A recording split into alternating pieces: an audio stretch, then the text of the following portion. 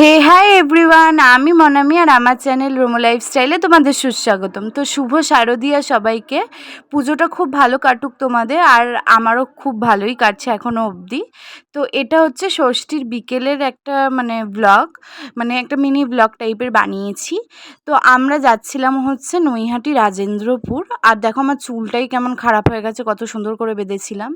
তো যাই হোক, তারপর চলে এসেছিলাম রাজেন্দ্রপুর ফিশ মার্কেট, যেটা এখানে কমিটির নামটা আছে, তোমরা পড়ে নিতে পারো। এখনও তো দিন আছে, তোমরা গিয়ে দেখে এসো, খুব ভালো।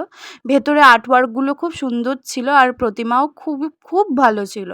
আমরা তো এই একটাই বড় ঠাকুর দেখেছিলাম, আর বাদবাকি সব ছোট ছোট ঠাকুর দেখেছিলাম। আর এখান থেকে বেরিয়ে মেলা দিয়ে দেখো রোহিত আমাকে এই হাওয়াই কাঠিটা কিনে দিয়েছিল। এটা আমার ছোটোবেলার একটা নস্টালজিয়া ফিল করছিলাম আমি তখন, যখন এটা চালাচ্ছিলাম। যাই হোক, তো তারপর আমরা চলে এসেছি ফেমাস ডি ক্যাফেতে। আগের বার এসে যেহেতু খুব ভালো রেসপন্স পেয়েছি, খাবার দাবারও খুব ভালো ছিল, তো এই ষষ্ঠীর দিন ভাবলাম খুব একটা যেহেতু ঘোরা হবে না, তো ভালো করে খাওয়া দাওয়াটাই করে নিই। তো এখানে আমরা একটু ভিডিও টিডিও করে নিচ্ছিলাম, আর ক্যামেরার কোয়ালিটি খুব একটা ভালো আসেনি, তোমরা একটু অ্যাডজাস্ট করে নিও।